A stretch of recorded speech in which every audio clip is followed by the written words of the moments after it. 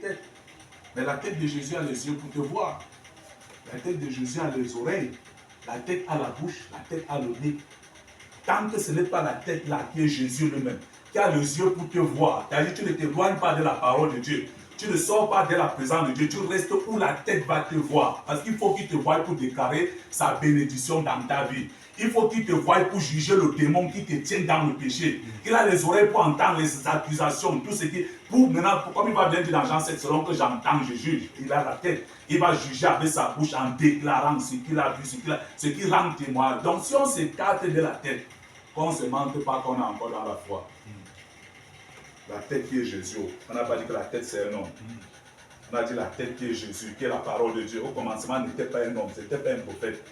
Ce n'était pas les miracles, ce n'était pas le parler en langue, ce n'était pas la prière, ce n'était pas le rassemblement au nom de Jésus. Non, au commencement était la parole. Et la parole était avec Dieu. Et la parole a été Dieu. Donc si ce n'est plus lui qui est le conducteur de l'église, allons manger et allons boire. Ça ne sert absolument à rien.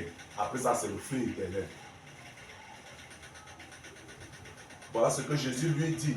C'est pourquoi, comme le pasteur a très bien demandé, s'il y a quelqu'un qui a quelque chose à dire, alors j'ai donc dit que non. Avec ce qu'on a écouté, l'Esprit de Dieu m'a encore très bien attesté. Le message ici ne vient pas de lui.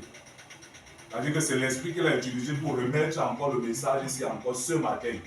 Que voici, ça c'est mon message. Qui a parlé de quoi? Des critiques, des accusations, des jugements, des condamnations. Et puis même il a très bien dit, c'est-à-dire les gens qui sont dans la chair. Et c'est-à-dire qu'ils s'approchent devant Dieu dans la chair pour prier. C'est-à-dire qu'il a bien défini que l'adultère, ce n'est pas seulement dire que tu as fait tes choses.